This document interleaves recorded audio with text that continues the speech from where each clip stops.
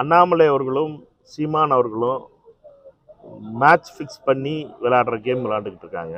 அவர்களை பொறுத்த மட்டும் தமிழகம் போற்றுகின்ற ஏன் இந்தியாவே போற்றுகின்ற பெருந்தலைவர்களை விமர்சனம் செய்வதால் பத்திரிகைகளில் கிடைக்கின்ற சிறு 30 வினாடி விளம்பரத்திற்காக சீமான் செய்கின்ற அரசியலையும் திரு அண்ணாமலை அவர்கள் செய்கின்ற அரசியலும் போர் அடிச்சு போச்சு தமிழக மக்களுக்கு.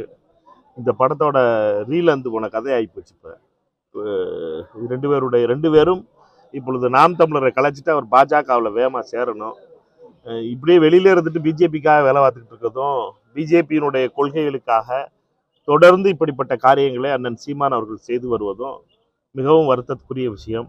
அவருடைய பழைய வீடியோலாம் வர ஆரம்பிச்சிருச்சு. இப்போ பிரச்சனை என்னன்னு கேட்டீங்கன்னா, ஒரு கொள்கையை பற்றி நம்ம ஒருவரை பற்றி பேசும் பொழுது 10 வருஷத்துக்கு என்ன முன்னால் பேசணுங்கிறத உங்கள் டிவியில் நீங்கள் ரெக்கார்ட் பண்ணி வச்சுருக்கீங்க, அதை திருப்பி இப்போ எடுத்து கொடுத்துருவீங்க. பெரியாரை பற்றி என்ன பேசினாரு சீமான்னு இப்போ திருப்பி அதே வீடியோ போட்டுக்கிட்டு இருக்காங்க. அதனால் என்னென்னா, சகோதரர் சீமான் அவர்களுடைய இந்த ஆர்எஸ்எஸ் தத்துவத்தை, ஆர்எஸ்எஸ் என்ன நினைக்கிறதோ, ஆர்எஸ்எஸ் முழுமையாக பெரியாருடைய எண்ணங்களையும் பெரியாருடைய சமூக நீதி அரசியலையும் உடைத்தெறிய வேண்டும்.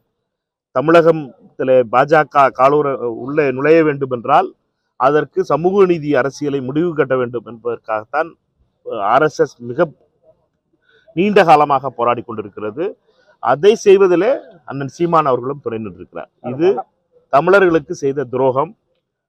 பிற்படுத்தப்பட்ட தாழ்த்தப்பட்ட சிறுபான்மை மக்களுக்கு அண்ணன் சீமான் அவர்கள் செய்த பச்சை துரோகமாக பார்க்க வேண்டும். எல்லாரும் குரல் கொடுத்துருக்கோம். குரல் எல்லாரும் இதை வந்து மிகவும் இதை வந்து கண்டிச்சிருக்கோம். இந்த நடவடிக்கையை உடனடியாக தமிழக காவல்துறை நடவடிக்கை எடுக்க வேண்டும் என்று சொன்னோம். உடனடியாக தமிழக காவல்துறை அவர்களை அரெஸ்ட் பண்ணி அடுத்த நாளே யார் குற்றவாளியோ அவர் கால் உடஞ்சி போய் படத்தை நீங்கள் தான் போட்டீங்க, நான் போடலை. அதனால என்னன்னா, நடவடிக்கை எடுக்கலை, தமிழக கூட்டணி கட்சிகள்லாம் எதுவும் கேட்கலன்னு சொல்றது நியாயமற்றது. பொள்ளாச்சி சம்பவத்தை பொறுத்த மட்டும் 11 நாள் கழிச்சு தான் அவர்கள் கைது செய்யப்பட்டார். இவர் அடுத்த நாளே கைது செய்யப்பட்டார். அதனால என்னன்னா, நீங்க உடனே அண்ணாமலை என்ன செய்யறாரோ அதெல்லாம் நாங்க செய்யணும், அண்ணன் சீமான் என்ன சொல்றாரோ அதெல்லாம் நாங்க செய்யணும்னு நினைச்சீங்கன்னா அதுக்கு ஆர்எஸ்எஸ் சொன்னாதான் அவர் 2 பேரும் செய்வாங்க. நாங்க அப்படி கிடையாது. எங்களை பொறுத்த மட்டும் இந்தியா கூட்டணியுடைய கட்சிகள் கேள்வி கேட்க வேண்டிய நேரத்தில் கேள்வி கேட்டே ஆகும். அது அரசாங்கம் அதற்கான பதிலை சொல்லணும். அது அமைச்சர்களாக இருந்தாலும் சரி, முதலமைச்சராக இருந்தாலும் சரி,